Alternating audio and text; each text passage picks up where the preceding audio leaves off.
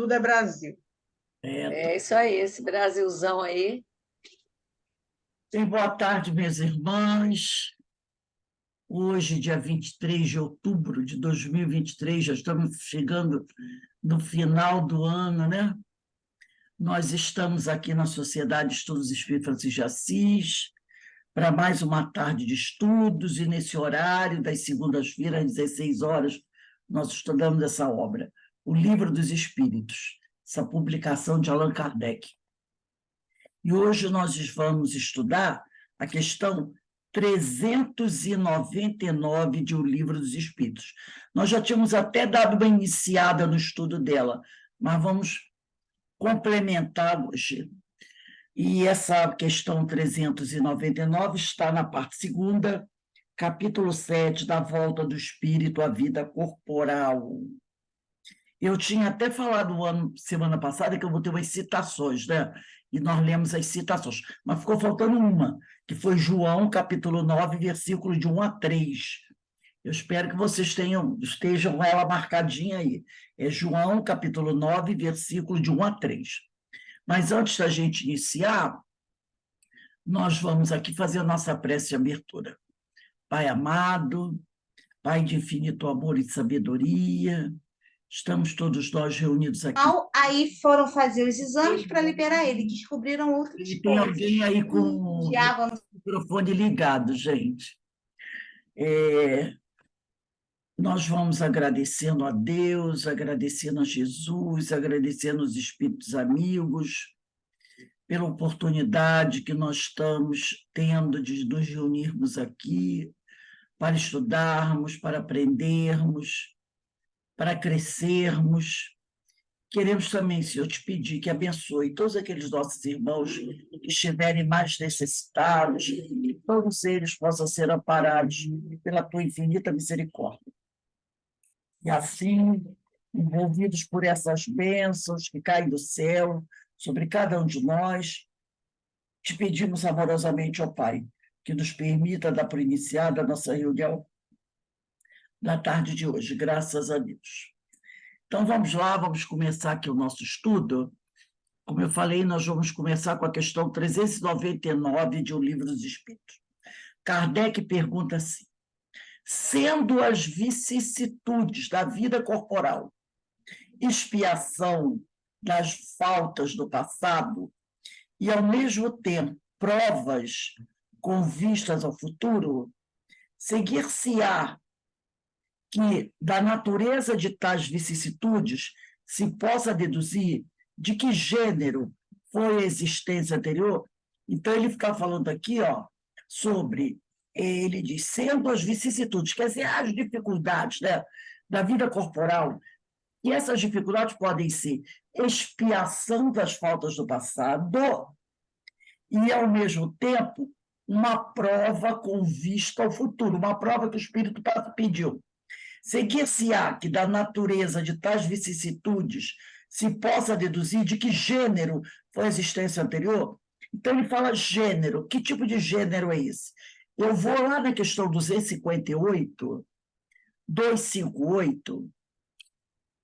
na questão 258, que trata do capítulo 6 da vida espírita, Kardec pergunta assim: quando na erraticidade, antes de começar a nova existência corporal, tem o espírito consciência e previsão do que lhe sucederá no curso da vida terrena? Eles dizem, ele próprio escolhe o gênero de provas por que há de passar, e nisso consiste o seu livre-arbítrio. Então, ele fala aqui, o espírito, escolhe o gênero de provas. E aqui Kardec pergunta, né? Seguir-se-á que, da natureza de tais vicissitudes, quer dizer, dificuldades, né, se possa deduzir de que existência, de que gênero foi a existência anterior. Então, quando ele fala sobre gênero da existência anterior, ele está falando sobre o gênero das provas. Ele quer saber o seguinte: foi problema de saúde? Ele não está querendo saber se foi problema de saúde, qual a doença. Entendeu? Então, quando Kardec pergunta, sabendo que as vicissitudes da vida corporal, expiação sendo as vicissitudes da vida corporal, expiação das faltas do passado, e, ao mesmo tempo, provas com vistas para o futuro, seguir-se-á que da natureza de tais vicissitudes, dificuldades, se possa deduzir de que gênero foi a existência anterior, de que gênero foi a existência anterior. Então, ele não quer saber se a pessoa teve câncer, se a pessoa teve algum problema de osteoporose, se a pessoa teve que tipo de problema financeiro. Então, quando ele diz de que gênero foi a existência anterior, foi uma existência onde a pessoa teve uma dificuldade muito grande em relação à saúde. Entendeu? Agora, qual o problema de saúde não importa. Foi uma existência onde essa pessoa teve graves problemas familiares. Ele não está querendo saber qual o problema familiar. Ele passou por uma existência onde ele teve muitos problemas financeiros, mas não quer saber qual o problema financeiro que foi. Se ele foi roubado, se ele entrou em alguma tramóia, envolve dinheiro. Então, é isso que ele quer saber. Que, dependendo das dificuldades, pode-se dizer de que gênero foi a existência anterior? Que tipo de dificuldade ele teve? Foi familiar? Foi de saúde? Foi financeiro? Então, não entra em detalhes. Então, ele diz aqui, muito a miúde, quer dizer, muito provável, muitas vezes, é isso possível, pois que cada um é punido naquilo em que pecou. Então, cada um de nós será punido naquilo em que pecou. Lembrando que a palavra punido é questão de tradução, né? É questão de como as pessoas viam as coisas naquela época, que nós sabemos aqui que Deus não castiga e não pune ninguém. Não é assim? Deus não castiga nem pune ninguém. Se alguém pune alguém, esse alguém somos nós, que nós adoramos punir alguém. Não é verdade? Nós adoramos punir alguém, mas Deus não pune ninguém. É tudo processo educativo. Então, a gente tem que tomar muito cuidado com isso. Muito cuidado. Às vezes, as pessoas, elas criam algumas coisas e colocam nas costas de Deus, nas costas de Jesus. Quando isso são coisas humanas. Vou abrir um parênteses aqui, tá? Não venha a ser bem em relação a isso, só para a gente ver a coisa como anda. Por exemplo, como a gente está estudando, a gente tem que estar sempre atento às coisas que estão acontecendo, né? Tem pessoas que fazem a seguinte pergunta, né? É possível um espiritismo não kardecista?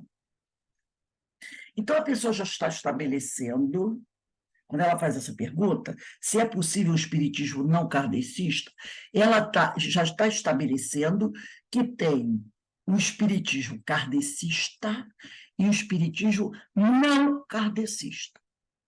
Entendeu? Então, é possível o espiritismo não kardecista?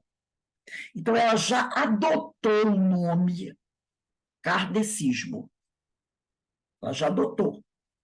E já está querendo fazer separação entre espiritismo kardecista e não kardecista.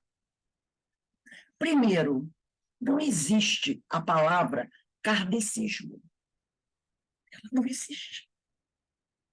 Ela não foi nunca dita por Kardec. Quem é que criou o termo kardecista? Fomos nós. Para tentar explicar alguma coisa para alguém. Por exemplo, se você tem um amigo que é seguidor da Umbanda, ele diz, eu sou espírita. Se você encontra um amigo do candomblé, ele diz, eu sou espírita. E se você encontra alguém que estuda na casa espírita, ele diz, eu sou espírita. Mas o nosso companheiro da Umbanda e do candomblé não são espíritas, são espiritualistas. Mas ele adota o nome espírita. Ele adota o nome espírita. Até porque existe muito preconceito contra os nossos irmãos umbandistas e os nossos irmãos do candomblé. Então, não sabe, né? Existe um preconceito absurdo que chega ao ponto das pessoas destruírem os templos de Umbanda, os templos de candomblé, como se aquilo fosse uma religião má. Isso tudo é ignorância, preconceito. Como alguns companheiros pentecostais atacam igrejas católicas, atacam as imagens católicas. É a ignorância pautando. Mas, só um instantinho, só terminar aqui o pensamento, Aninha. Só que esses companheiros do candomblé e da Umbanda, eles não são espíritas, são espiritualistas. Espírita é o companheiro que estuda a doutrina dos espíritos. Agora, Kardec nunca disse que ele tinha criado uma religião. Nunca disse isso. Ele foi o codificador. O que é o codificador? Aquela pessoa que organizou, porque os conhecimentos estavam espalhados. E nós, de repente, para fazer a separação, porque eu já tive companheiros que disseram assim para mim, eu disse para ela perguntou para mim, qual a sua religião? Eu disse espírita. Você é da macumba? Nem disse candomblé, nem disse umbanda. Você é da macumba? Eu disse, não, eu estudo a doutrina dos espíritos. Aí ela, você é kardecista? Quando me diz assim, você é do centro de mesa branca? Ainda tem essas denominações, né? Então, nós, espíritas, muitas vezes, criamos o termo kardecismo. Esse é um termo criado por nós. Nunca foi dito por Kardec. Nunca essa palavra kardecismo saiu da boca do Kardec. Nunca, nunca, nunca. O que já aconteceu é que, uma vez, um espírito que havia sido um padre em existência passada, e que era muito crítico da doutrina dos espíritos, isso está na Revista Espírita de outubro de 1865, ele usou o termo falando sobre essa briga dentro do espiritismo. Ele disse, tem os espíritas kardecistas, que são os puristas, e tem outro espírita, não sei de quê. O espírito que usou o termo, Kardec nunca usou. Então, quando a pessoa pergunta, existe espiritismo não kardecista? Ela prova que ela não conhece. Porque não tem espiritismo kardecista e também não tem espiritismo não kardecista. Existe espiritismo. Da mesma maneira que a pessoa fala, eu sou espírita progressista. Ora, o espiritismo já é progressista. Ele não precisa dessa outra palavra para classificá-lo. Ele é progressista em si mesmo. Então, às vezes, as pessoas criam coisas e colocam ali dentro da doutrina. É a mesma coisa quando diz assim, como ele disse aqui, pois que cada um é punido daquele que pecou.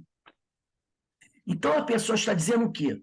Que Deus pune uma pessoa que pecou.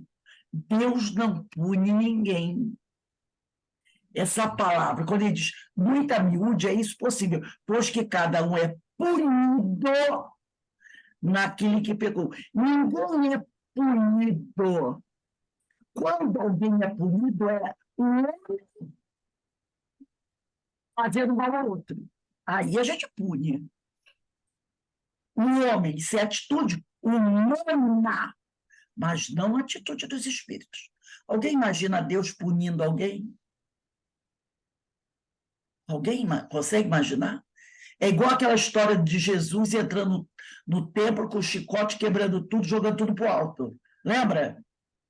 Isso são coisas nossas. Então, a tradução está colocando aqui um pensamento isso aqui é uma tradução, de acordo com o pensamento da época. Pecado, punição. Então, a gente tem que ler tendo essa ideia. Pois que cada um é punido naquilo que pecou. Ninguém é punido, tá? Nós somos educados. Educados. Então, nós somos, ou melhor, reeducados.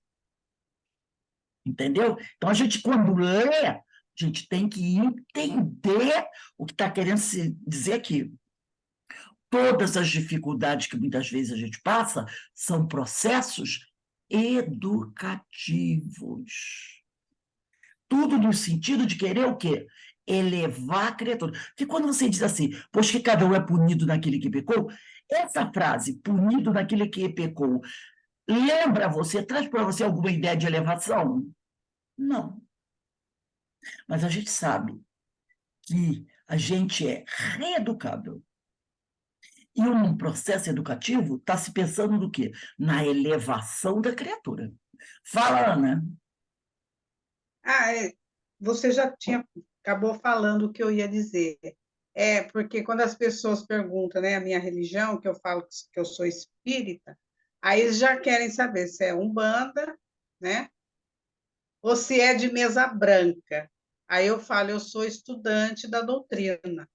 Mesa branca, né? Aí eu também não vou ficar discordando, senão vai render. Aí eu acabo concordando. Mas a gente, quando fala que é espírita, a gente tem que falar mesmo, sabe?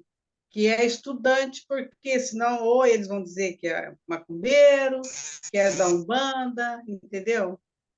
Então, E a gente tem que dar uma explicação, sim. não só falar o espírita. Então, quando a pessoa falar assim, eu sou kardecista, ela tem que ter a consciência de que essa palavra não foi criada pelos espíritos nem por Kardec.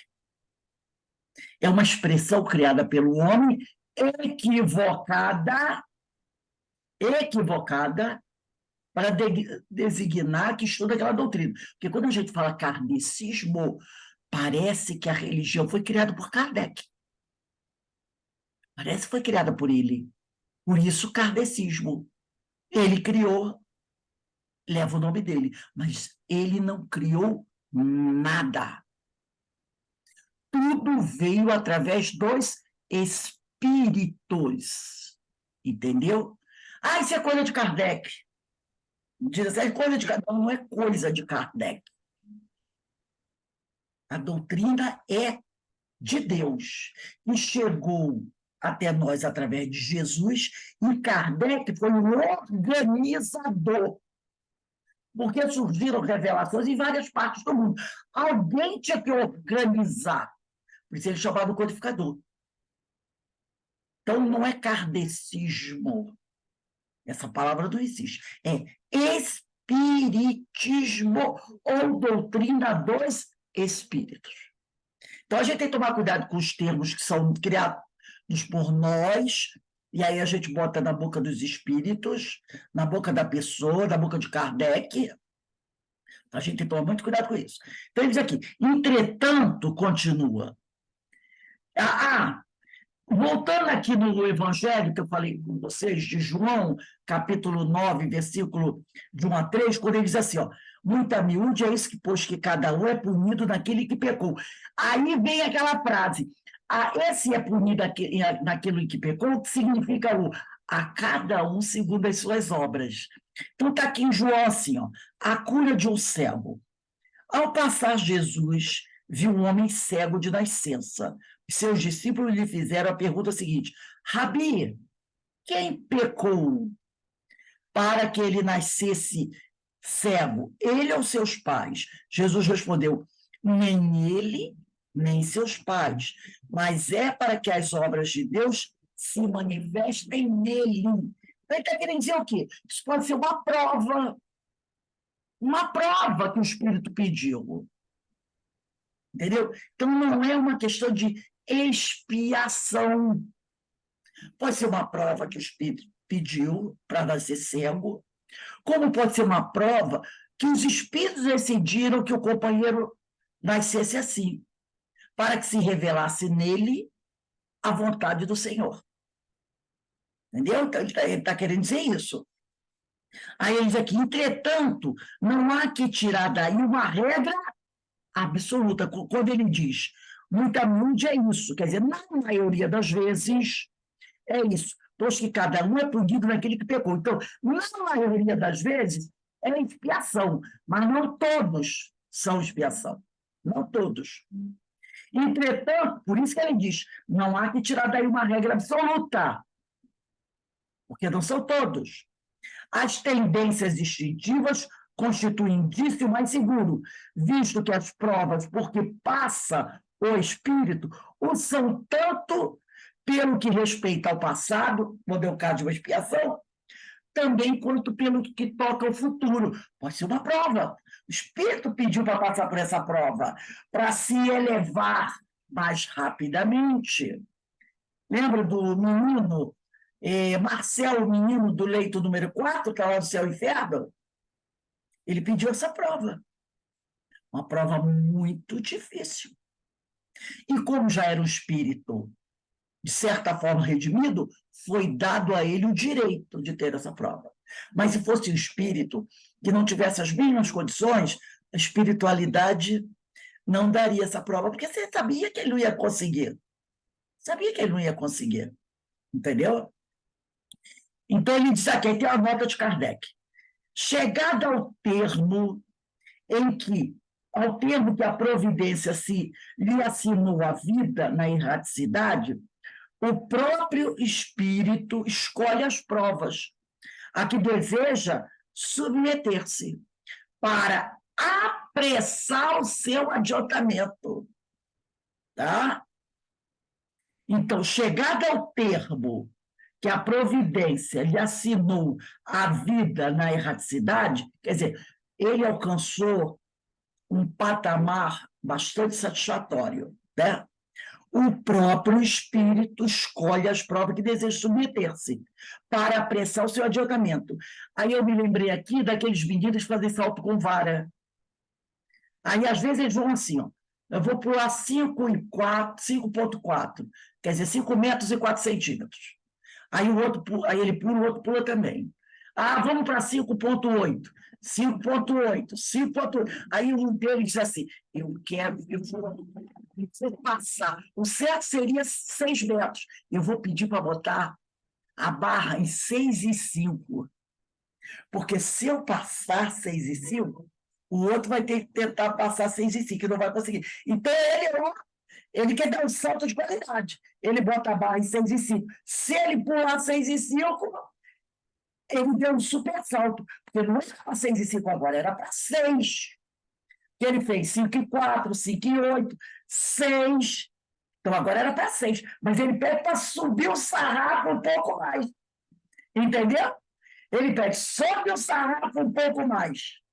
Porque se eu fosse 5,4, leva um tempo para todo mundo pular. Normalmente são 10 atletas. Vou para 5,8, mais 10 atletas. Aí depois vai demorar. Não é que são 10 atletas pulando, todos certinho. 5,2, 5,4, 5,6, 5,8. Quando chega no 5,6, ele diz assim, ai, meu Deus, está demorando. É tanta gente para pular a mesma coisa. Sabe uma coisa? Bota o sarrafo para mim em 6,5. Os outros participantes vão prosseguir. 5,4, 5,6, 5,8, 6. Mas ele não. Ele, do 5,8, ele quer tentar 6,5. Os outros não, vão para 6, 6,2. Ele não, ele manda, levanta o sarrafo. Se ele pular, se ele achar que tem e pular, enquanto os outros vão estar lá 5,8, em 6 metros, ele já está no 6,5. Já está com a medalha de ouro praticamente na mão. Entendeu? É isso aqui. Quando você escolhe uma prova, olha aqui, o espírito escolhe as provas a que deseja submeter-se para apressar o seu adiantamento, ele está botando o sarrafo lá em cima. lá em cima, entendeu? E a espiritualidade vai analisar se ele pode realmente, se ele tem condições de botar o sarrafo lá em cima e pular. Se a espiritualidade disser, não, ele tem condições dele, pode até ser que ele não consiga, mas ele está preparado, tem condições. Poxa, mas se a espiritualidade vê isso assim, não está em condições. Não está em condições. Aí vai dizer para ele, como tem naquele livro, né? Acho que é do Hilário Silva, vai dizer para ele, não, meu filho, faz o seguinte, você vai nascer espírita, você vai nascer em uma família bem equilibrada, vai se tornar espírita, e depois, lá pelos 30 anos, você vai ser médium de cura. Ele queria nascer cego, surdo, mudo, paralítico, sem braço, sem pé, entendeu? A espiritualidade não é assim. Não. E mesmo ele nascendo numa família espírita boa, só aos 30 anos, sendo médico, ele faliu. Ele faliu. Então a espiritualidade baixou o sarrafo dele, fica aqui. E mesmo ele faliu. Então a espiritualidade avalia. Avalia. Não, você está preparado. Pode até ser que falhe, mas você tem condições de passar por essa prova. Então vai com Deus. Vai com Deus, faz de tudo que condições tem. Então ele diz aqui, para apressar o seu adiantamento, isto é, escolhe meios de adiantar-se, e tais provas estão sempre em relação com as faltas que lhe cumpre expiar. Se Deus triunfa, se ele consegue pular, eleva-se. Se sucumbe, tem que recomeçar. Se tentou pular 6 em 5, conseguiu? Maravilha. Se não conseguiu, o que vai ter que fazer? Vai ter que ficar tentando novamente pular os 6,5, que foi o que você escolheu. O espírito goza sempre do livre-arbítrio. Em virtude dessa liberdade, é que escolhe, quando desencarnado, as provas da vida corporal, e que, quando encarnado, decide fazer uma coisa e procede à escolha entre o bem e o mal. Negar ao homem o livre-arbítrio fora reduzi-lo à condição de máquina. Mergulhado na vida corpórea, perde o espírito momentaneamente a lembrança de suas existências anteriores. Eu já falamos sobre isso. O corpo, de certa forma, né, abafa a lembrança. Todavia, conserva algumas vezes vaga consciência dessas vidas. A intuição que vem de dentro para fora. Porque as minhas lembranças, elas não desapareceram. Elas estão arquivadas no meu inconsciente. Mas, devido ao fenômeno do esquecimento, do processo de esquecimento que eu passo quando eu reencarno, elas ficam lá guardadinhas. Não devem vir à tona, a não ser numa necessidade. Então, às vezes, dependendo da situação que o espírito está vivenciando, alguma lembrança vem de dentro para fora. Aí a intuição, se diz assim, não sei não, mas essa situação que estou passando agora, eu não sei, eu acho que eu já vivenciei isso de alguma maneira. Aí você faz um retrospecto da tua vida atual e diz, não, nessa vida aqui, de 60 anos, eu não me lembro de ter vivenciado isso. Como é que eu posso ter isso tão assim vivo da minha mente? É a intuição. É a lembrança de que você já viveu isso. Está lá no seu inconsciente. Então, de vez em quando, isso vem. Uma vaga lembrança. É de algo que você já vivenciou. Tá? Então, ele conserva algumas vezes vaga consciência dessas vidas, porque nada se apaga.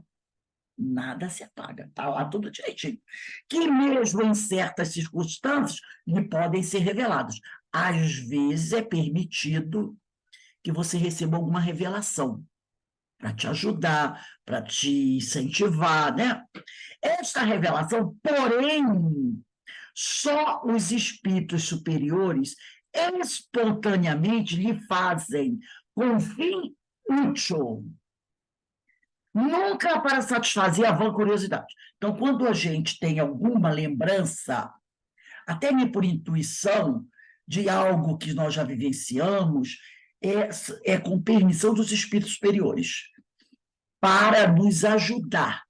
Tem um fim útil, não por bobagem. Aí ele continua, Kardec continua aqui.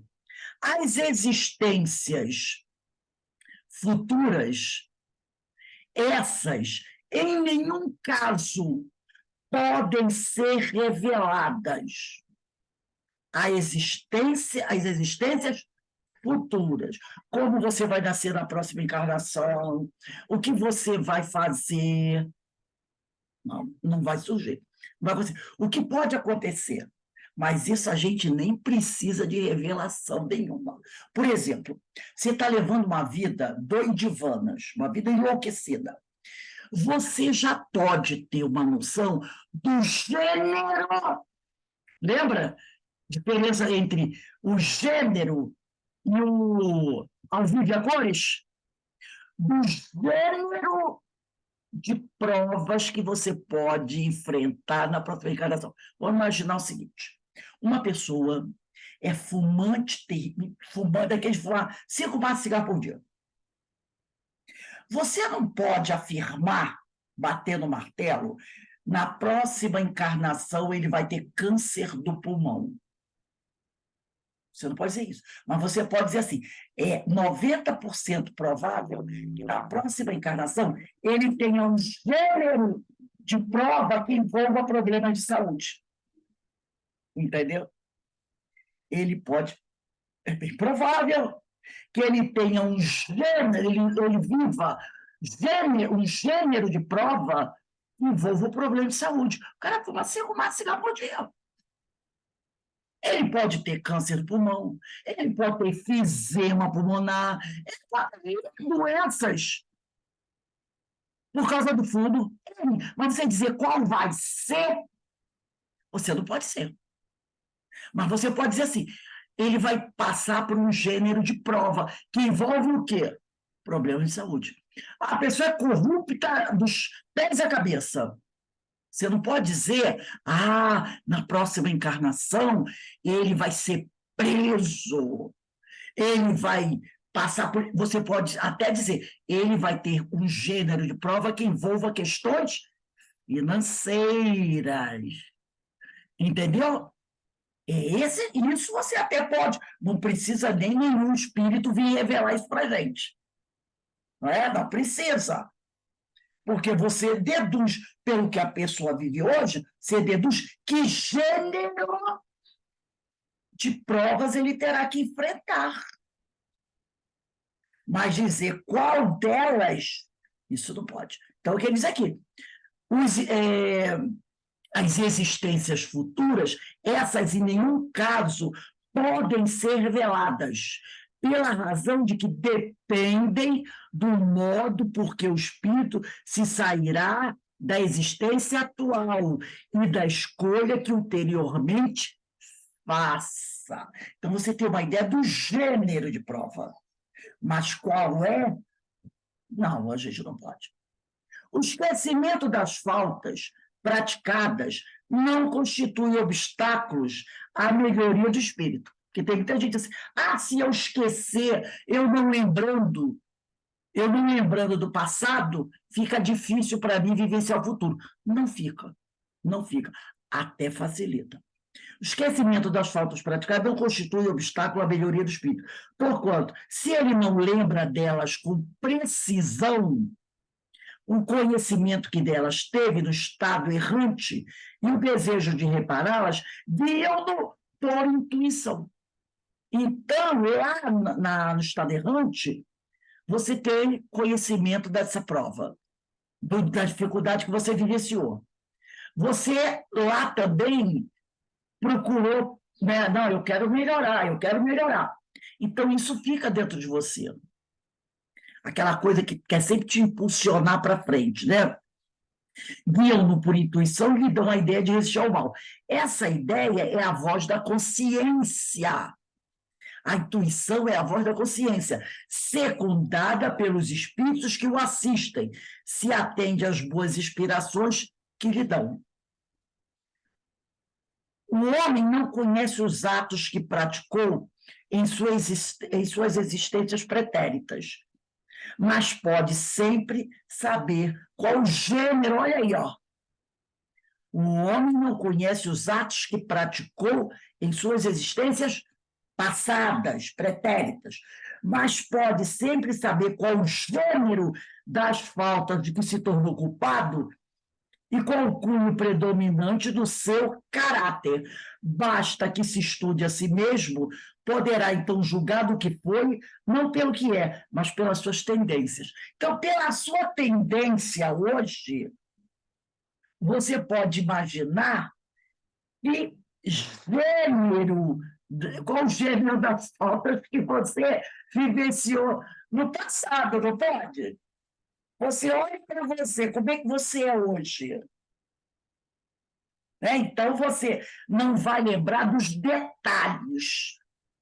Você não vai ver dos detalhes que você vivenciou, da sua vida, passo a passo. Mas, como ele diz aqui, ó, se você estudar a si mesmo, e está lá na questão, lembra do Livro dos Espíritos, 919A, do Santo Agostinho? Conhece-te a ti mesmo, 919. E na outra, 919A, então, roteiro, vamos fazer.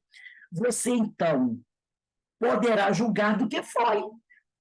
Pelo menos um gênero das faltas de que se tornou culpado. Não pelo que é, mas pelas suas tendências. Então, a gente olha para a gente, vê, não que eu sou, mas qual a minha tendência? Eu ainda carrego dentro de mim muito orgulho. Muito orgulho. Eu ainda sou muito apegado às coisas. Eu ainda sou muito crítico. Aí você imagina o gênero de faltas que você praticou no passado. Qual foi a falta? Qual foi a falta? Eu não sei. Mas o gênero da falta eu sei. Entendeu? Aí ele diz aqui, as vicissitudes da vida corpórea constituem expiação das faltas do passado e, simultaneamente, provas com relação ao futuro. Então, as nossas dificuldades que vivemos hoje podem ser de duas formas. Uma, porque eu estou reparando faltas do passado. Outra, porque são provas que eu escolhi. É quando eu subo o sarrafo para ter um salto de qualidade. Então, as vicissitudes podem passar por isso, né? Depuram-nos essas provas e elevam-nos se as suportarmos resignados e sem murmurar. A natureza dessas vicissitudes e das provas que sofremos também nos pode esclarecer acerca do que fomos e do que fizemos. Então, dependendo da dificuldade que você está passando e da prova escolhida, você também tem uma ideia aí do gênero de vida que você levou, né? Do mesmo modo que neste mundo julgamos dos atos de um culpado pelo castigo que lhe inflige a lei. Então, quando você vê esses países assim, nossa, aquele cidadão lá naquele país foi condenado à morte.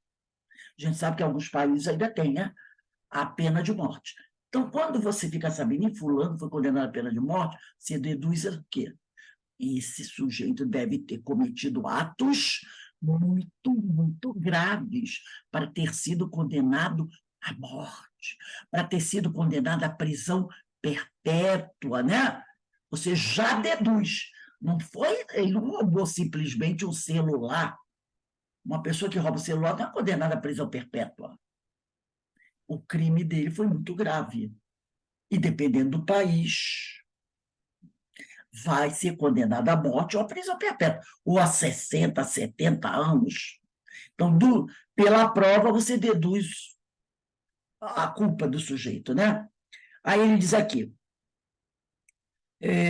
assim o orgulhoso será castigado no seu orgulho, mediante a humilhação de uma existência subalterna. Aí a gente lembra aquelas pessoas que às vezes são moradores de rua, e quando o povo vai levar quentinha para ele pergunta o que, que tem na quentinha. Aí se você diz que é angu, ele joga a quentinha no chão e diz que ele não é cachorro para comer angu. Entendeu? Aí você olha assim, nossa, às vezes aquela quentinha foi feita com tanto amor, né? Botou-se ali um feijão, um arroz, um anguzinho muito bem feito e temperado. Eu adoro aquele anguzinho bem temperadinho. Aí botou ali uma proteína e foi levar para o sujeito. Uma comida que qualquer pessoa comeria, até você mesmo que está servindo a quentinha. Ele está ali na rua, às vezes, com fome. Com fome. Mas quando você diz, ele abre e vê que é angu, ele quer saber onde estão os meus brioches. Tem alguém que perdeu a cabeça, né, por causa do brioche, né? Ele pergunta, onde estão os meus brioches? Angu, eu não sou cachorro para comer angu. Aí ele diz aqui, ó, o orgulhoso será castigado no seu orgulho, mediante a humilhação de uma existência subalterna. O mal rico, o avarento, pela miséria. O que foi cruel para os outros, pelas crueldades que sofrerá. O tirano, pela escravidão. O mau filho, pela ingratidão de seus filhos. O preguiçoso, por um trabalho forçado. Então, você vê, né? Pelo que a pessoa está passando hoje, você deduz, você imagina o gênero de erros que ele cometeu no passado. Né? E é aquele detalhe. Por quê? Porque não existe injustiça. Não existe justiça, né? E a prova, quando você pede uma prova, essa prova ela é nos dada, quando tem a concordância da espiritualidade, para o nosso crescimento. Nunca para a nossa punição. Por isso que quando ele pergunta aqui, ó, na 399, início da resposta, quando pergunta sobre as vicissitudes, né? Aí ele diz, muito a miúde é isso possível, pois que a cada um é punido naquele que pecou. Então, as provas que a gente vive, então a gente lembrando que a expressão era usada, porque naquela época que foi publicado esse livro, as pessoas ainda falavam muito sobre assim, né? Era dessa forma que as coisas eram vistas, né? Ali, ó, pão, pão, queijo, queijo, era punição. Era assim que a religião era vista. E quando isso foi traduzido aqui no Brasil, também, início do século, final do século XIX, início do século XX, era coisa do castigo ainda, né? Então ele coloca, cada um é punido daquele que pecou. Mas como ele diz aqui, né, nós podemos dizer que a prova é para o nosso crescimento e não para nos punir. Tudo que a gente vive, as vicissitudes da vida, causadas por atitudes do passado, ou os obstáculos que enfrentamos, como quando a pessoa pede aquela prova para subir o sarrafo, tudo isso visa o quê? O nosso crescimento. Então, se visa o nosso crescimento, não é punição. Entendeu? Então, as dores e sofrimento que a gente passa não é punição, é visão do nosso crescimento. Se a gente encara assim, a coisa muda de forma. Porque quando a pessoa diz assim, estou sendo castigado, Deus está me punindo, Deus está me castigando, a coisa complica. Você já se sente o quê? Derrotado. Não é? Porque alguém diz assim, você está sendo castigado, isso é castigo, castigo de Deus. Você se sente, ó. Mas quando alguém diz, não, meu filho, isso que você está passando, essa dificuldade, é para o seu, é visando o seu crescimento espiritual. é visando a sua evolução.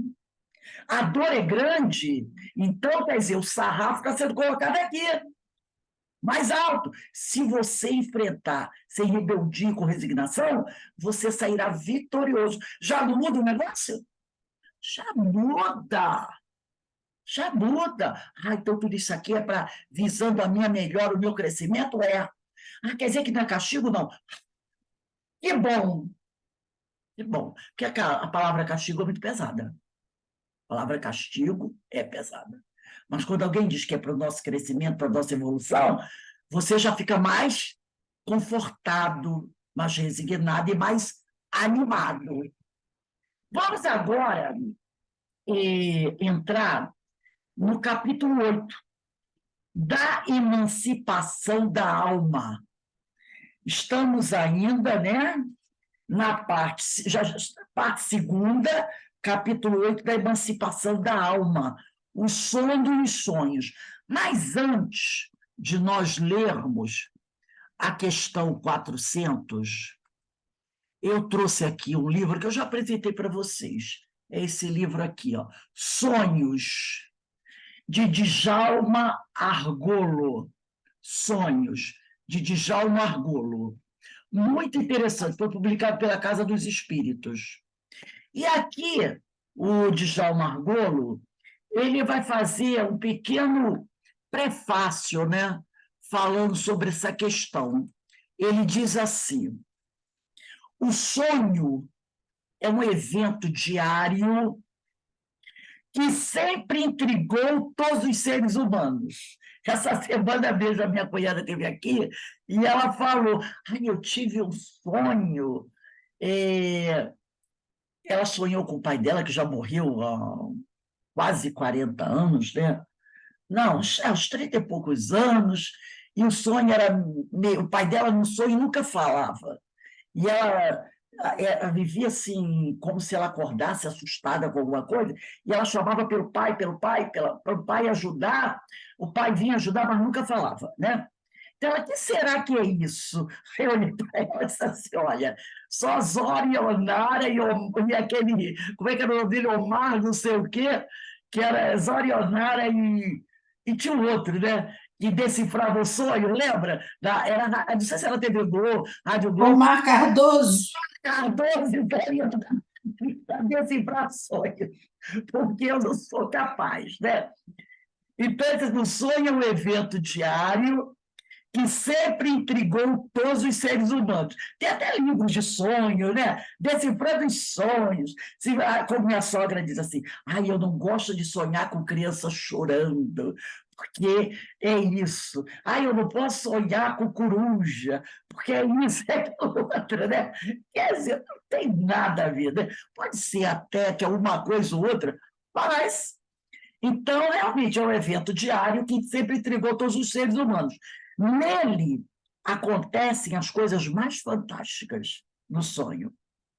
O indivíduo pode voar, tem a capacidade de estar em vários lugares ao mesmo tempo, desloca-se entre regiões distintas, sem movimento, conversa com parentes e amigos mortos, sem espanto ou medo.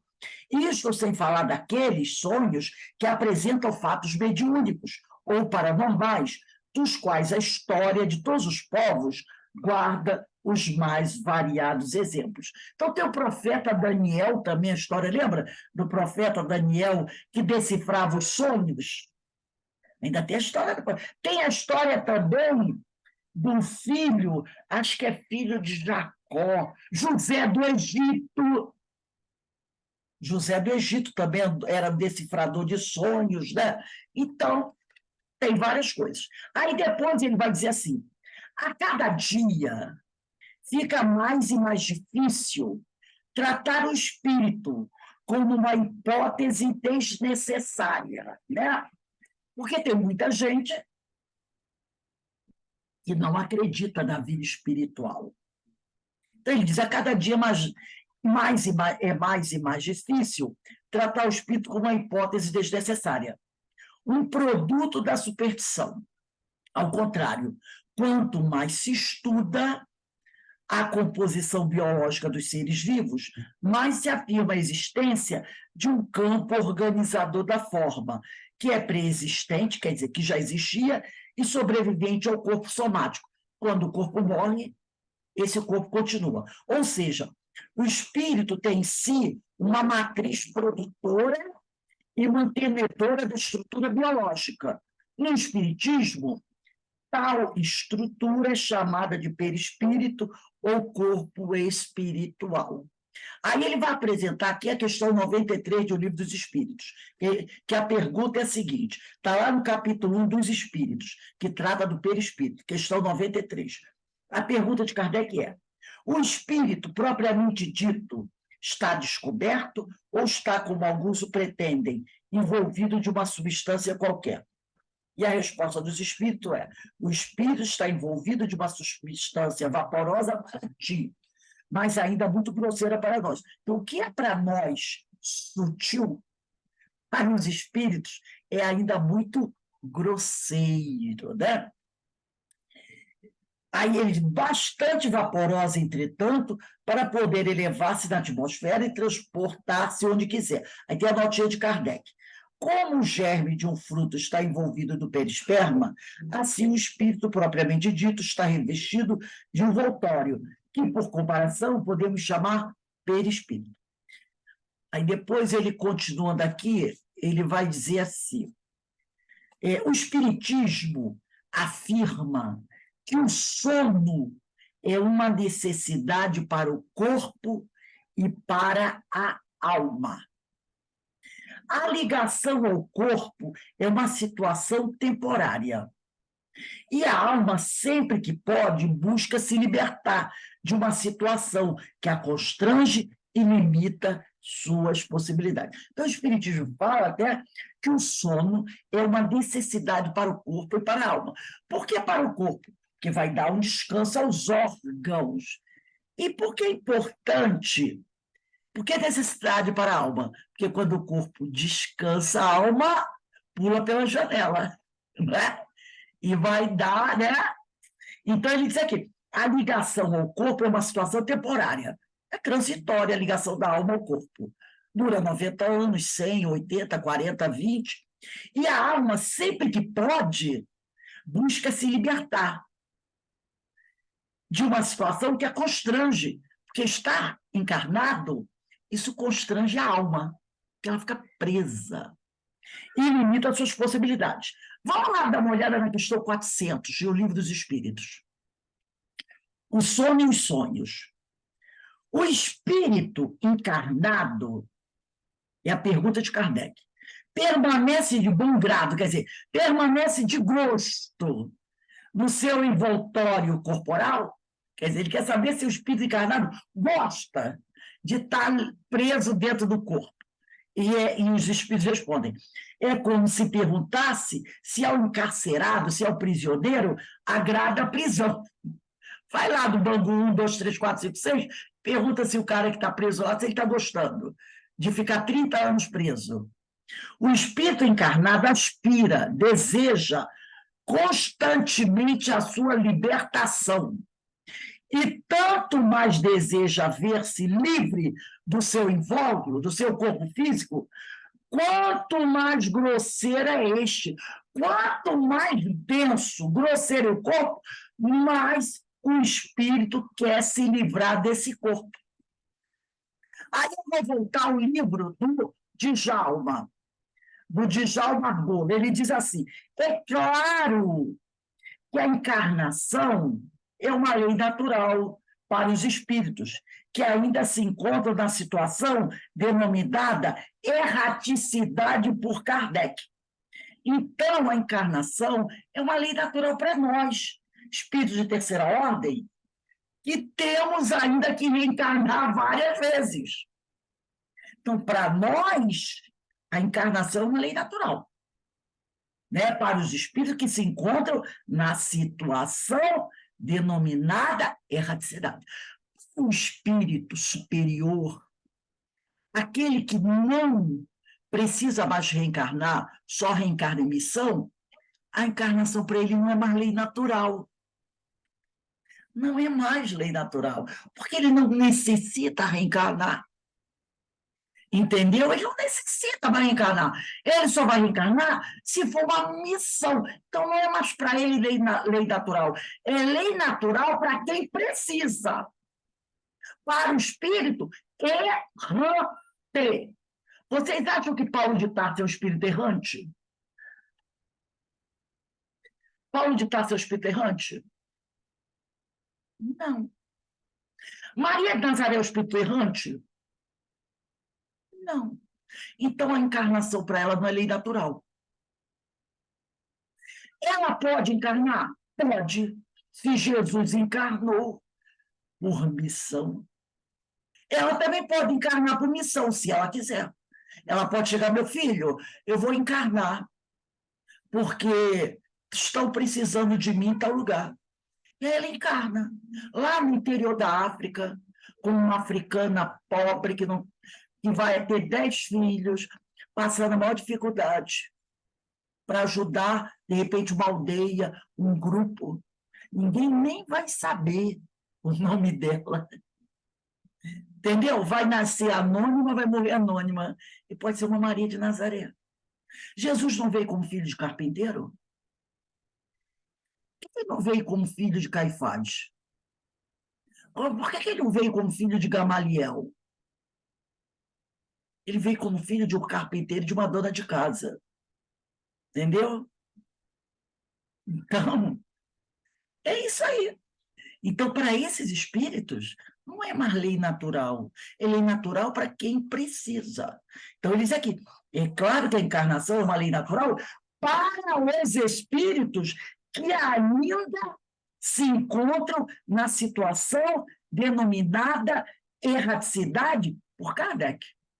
Ou seja, durante um período em que a limitação dos amplos sentidos espirituais é necessária, a fim de possibilitar a atualização das potencialidades do espírito, processo que realiza a evolução espiritual.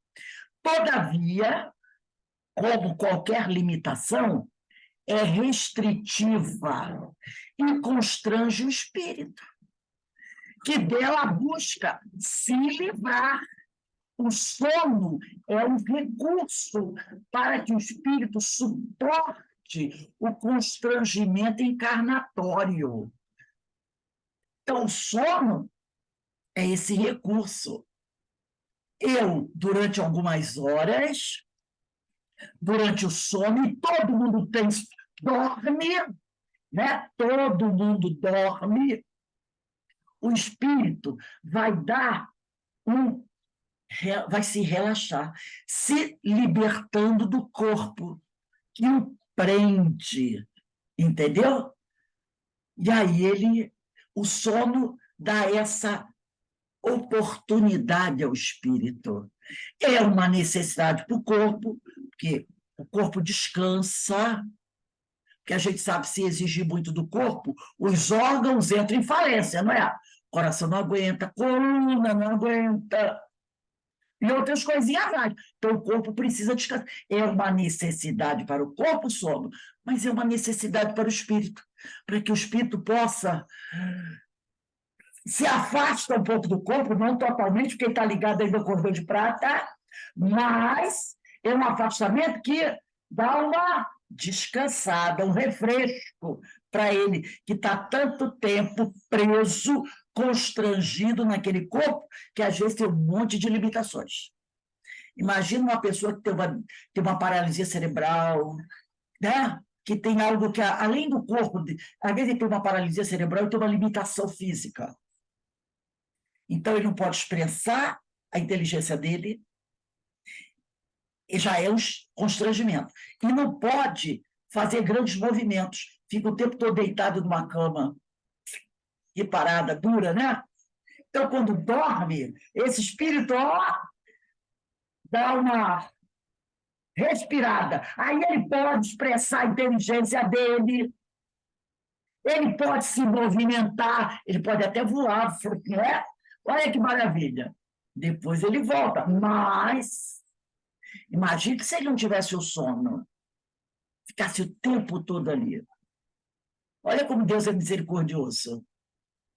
Vamos na questão 401, para a gente encerrar o estudo de hoje. Durante o sono, a alma repousa como o corpo, então confirmou que o corpo repousa, que o sono é uma necessidade para o corpo e para a alma. Então, ele quer saber se a alma repousa da mesma forma que o corpo repousa, todo mundo sabe. Eles dizem, não, o espírito jamais está inativo. Sabe o que eu lembrei? Do governador de Nosso Lar.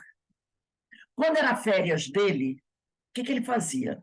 Ele ia trabalhar naqueles departamentos onde os espíritos mais difíceis estavam. E ele dizia, não, eu aqui relaxo, porque eu vou ajudar, limpar, sustentar aqueles espíritos, entendeu? Aqueles espíritos que lá no... Eu acho que eram o Ministério de Retificação que tinha em Nosso Lar, um negócio assim. Aqueles ministério que recebia os espíritos mais sofridos, mais sofridos. Então, quando ele tirava as férias dele, que devia ser uma a cada 500 anos, ou 1000 anos, né, qualquer coisa assim, ele ia para lá, para descansar.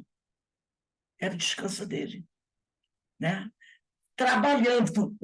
Mas uma outra coisa, alguns espíritos, quando chega a época de tirar algum descanso, eles vão para outras esferas para participar de estudos, seminários, fazer é um descanso para eles. Não é ficar deitado em berço esplêndido, como muita gente acha. Vou tirar férias, vou para a praia ficar todo deitado, de cara para cima, né? Não vou dizer que não seja bom, mas o tempo todo assim. Então, eles muitas vezes faziam isso. Ah, vamos descansar, não vamos para um lugar tal, aí eram outras esferas, ou vão se reunir vários companheiros, vai ter seminário, vai ter, né, quanta coisa a gente pode passar e aprender, porque o espírito está aprendendo sempre, né? Tem que dizer que não, o espírito jamais está inativo. Durante o sono do encarnado, afrouxam-se os laços que o prendem ao corpo, ele se desprende, né? E não precisando o espírito, né? E não precisando então, da sua presença, no momento que ele se desdobra, o espírito não precisa mais da presença do corpo físico. E não precisando né? Então, da sua presença, o espírito se lança pelo espaço e entra em relação mais direta com os outros espíritos. Aqui tem duas coisas que a gente tem que lembrar, né? Há uma convivência ativa entre os espíritos. Quando ele se desdobra e se lança no espaço, ele vai entrar em contato com outros espíritos. Como eu falei, né? Vão para outras esferas, dependendo dos espíritos mais elevados, participar de seminários, de reuniões, vão aquela convivência ativa. E outra coisa, o perispírito, no momento que você desdobra, o perispírito é o corpo de relação do espírito desdobrado e do desencarnado. Então, quando você desdobra e você vai para a erraticidade, você vai entrar em relação com outros espíritos encarnados, que também estão desdobrados, e com espíritos desencarnados. Naquele momento que estamos todos na erraticidade, o nosso corpo de relação é o perispírito. Quando eu estou aqui na Terra, agora, nós estamos conversando, o meu corpo de relação é o meu corpo físico. Vocês estão vendo o meu corpo físico, eu estou vendo vocês. Esse é o meu corpo de relação. É com esse corpo que eu entro em relação com vocês. Mas quando nós estamos desdobrados do solo, ou desencarnados, todo mundo se encontra no plano espiritual. Então, nós encarnados estamos lá, vamos entrar em relação com outros espíritos desencarnados, mas aí o nosso corpo de relação é um só. É o perispírito.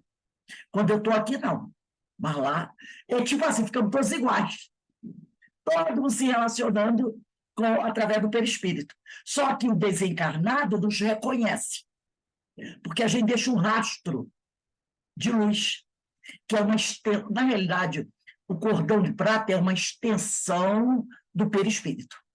É uma extensão do perispírito. E o desencarnado também reconhece outro. O encarnado também reconhece outro encarnado.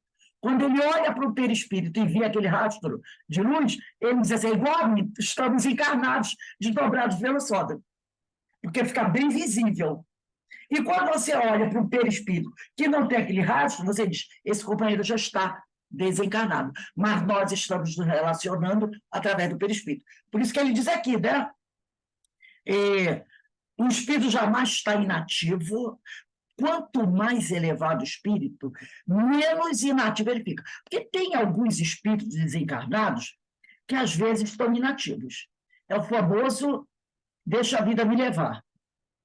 Ele está desencarnado, mas ele era assim quando estava encarnado. Continua do mesmo jeito, né? Durante o tempo. Depois ele vai ter que mudar o padrão dele. Então, durante o sono dos encarnados, afrouxam-se os laços que o prendem ao corpo, e não precisando este, então, da sua presença, ele se lança pelo espaço e entra em relação mais direta com os outros espíritos. Então, ele se lança na dimensão espiritual, através do perispírito, com o seu perispírito, e entra em relação mais direta com os outros espíritos. Vai conversar, vai brincar, vai estudar, vai trabalhar. E para ele, muitas vezes, para esse espírito, vai ser um descanso. Às vezes vai trabalhar a beça, mas para ele não descansa. Por quê? Porque ele está livre do constrangimento do corpo físico. E às vezes a pessoa acorda e diz assim: nossa, aí olha para o relógio: nossa, eu dormi 8 horas, mas eu estou um pouquinho cansada. É porque ainda ficou um resquício das atividades que ele praticou no plano espiritual. Mas, ao mesmo tempo que eu certo cansaço, é uma sensação boa que logo se dissipa. Porque o tempo no plano espiritual é diferente do nosso. 8 horas no plano espiritual pode parecer para a gente 3 dias. 3 dias. Então, você, às vezes, vai trabalhar no plano espiritual e vai fazer um monte de coisa. Você até lembra, até sonhou: nossa, eu sonhei que fui isso, que fiz aquilo. Como é que eu pude fazer tanta coisa em 8 horas? Fez sim, porque o tempo é diferente. Então, às vezes, você participou de estudo, você trabalhou, participou de caravana, visitou amigos, assistiu ao, fez um monte de coisa, que aqui na Terra, 6, 8 horas não daria tempo. Mas no plano espiritual dá tempo. Viajou, foi lá, voltou. E aí, se o espírito está tendo uma vida onde ele está muito constrangido no corpo físico, nossa, para ele não é uma maravilha? Nossa, fiquei livre, voltei, viajei, passeei, conversei. Agora volto para esse corpo que me limita numa série de coisas. Mas na próxima noite, ele novamente vai ter essa folga. E isso é um descanso para a alma. Ela vai descansar, apesar de estar fazendo muita coisa, mas vai descansar da prisão. Ela vai sair da prisão, ela vai descansar da prisão, né? Eu me lembro um filme que eu vi muito interessante, era de um presídio. E nesse presídio havia um prisioneiro que ele era o rei da fuga. Ele sempre saía, mas sempre era preso e trazia de volta. Um dia, é preso no mesmo presídio que ele, um jovem, pela primeira vez. Era um jovem que foi preso, que roubava muito carro. Aí esse prisioneiro, mais velho, que já tinha fugido mais de 10 vezes e voltado mais de 10 vezes, ele dizia: eu quero sair porque eu não consigo, eu não posso ser preso. Por isso que ele tentava fugir várias vezes, e várias vezes era preso de volta. Um dia ele faz uma fuga e leva esse jovem com ele. Aí, um dia, quando eles estão conversando, né, eles fogem num trem. Ele vira para o rapaz e diz assim: eu estou fugindo agora, mas eu quero fugir e eu quero ir para um lugar onde eu possa viver muito bem. Eu não quero fugir para trabalhar como faxineiro, como lavador de prato, não. Eu quero fugir, eu quero ir para um lugar onde eu possa ver muito bem. Aí esse que fugia e voltava, virou-se para ele e disse assim, meu irmão, queria eu poder sair daqui e arrumar um emprego de limpador de banheiro de botequim. Se me dessem um emprego para limpar o vaso do botequim mais sujo que tem, eu limparia feliz, desde que eu estivesse livre. Entendeu?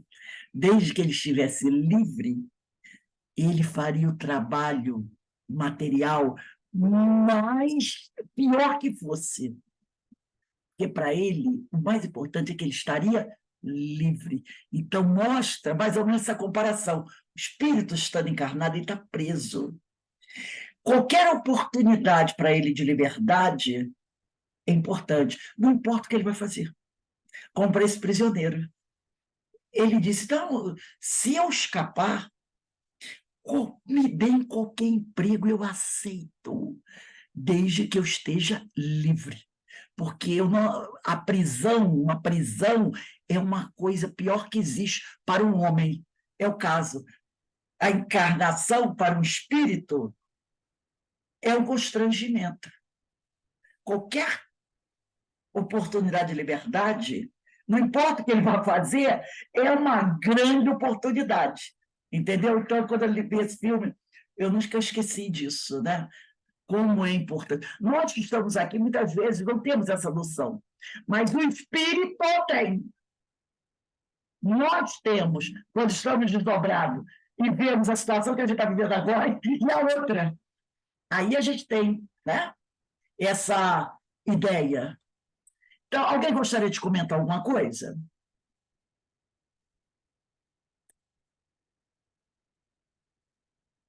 Então, gente, semana que vem, nós vamos iniciar na questão 402. Botem a data aí, 30/10/23. Questão 402. É uma questão muito grande. Inclusive, essa resposta que os espíritos vão dar aqui, na questão 402, que a pergunta é: como podemos julgar da liberdade do espírito durante o sono? Essa resposta nós vamos encontrar na Revista Espírita de dezembro de 1858. Isso é um artigo, essa resposta, você vai ver que é uma resposta muito grande. Ela tem 5 parágrafos, muito grandes. Ela é uma resposta que você vai encontrar esse artigo na Revista Espírita de dezembro de 1858. Tá? Então, ela está lá. Você vê a importância. Ele colocou na Revista Espírita e essa resposta, e colocou aqui no Livro dos Espíritos. Então, nós vamos parando aqui, vamos beber uma aguinha, dar uma relaxada, daqui a pouco a gente retorna para o estudo da obra de Dona Ivone do Amaral Pereira, Devassando o Invisível, tá bom? Denise, faz a nossa prece de agradecimento.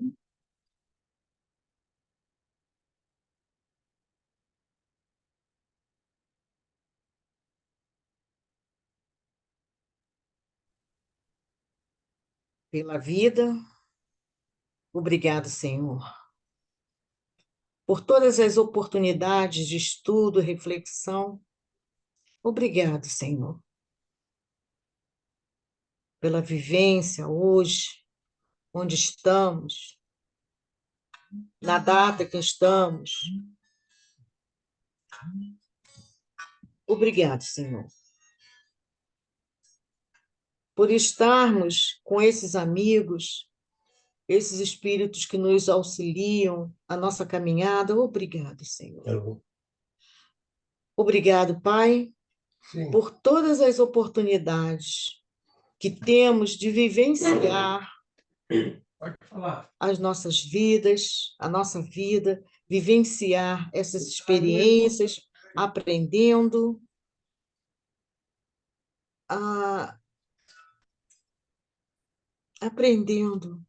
a nos tratarmos de forma melhor, aprendendo a nos amarmos melhor. Então, Pai amado, obrigado por tudo, por todas as oportunidades, por todas as experiências, por todas as lições que temos recebido mesmo observando fatos, refletindo sobre eles e o impacto que eles têm em nossas vidas, pois sabemos, Senhor, Pai querido, que o Senhor nos planta aonde necessitamos estarmos plantados e que temos de florescer onde estivermos. Obrigado pela dádiva da vida, obrigado, Senhor, por tudo. Esteja conosco hoje, agora e sempre, e assim seja. Graças a Deus. Então, dá uma Graças a paradinha Deus. aqui, né? Beber uma aguinha, daqui a Ok. pouco a gente está de volta, tá bom?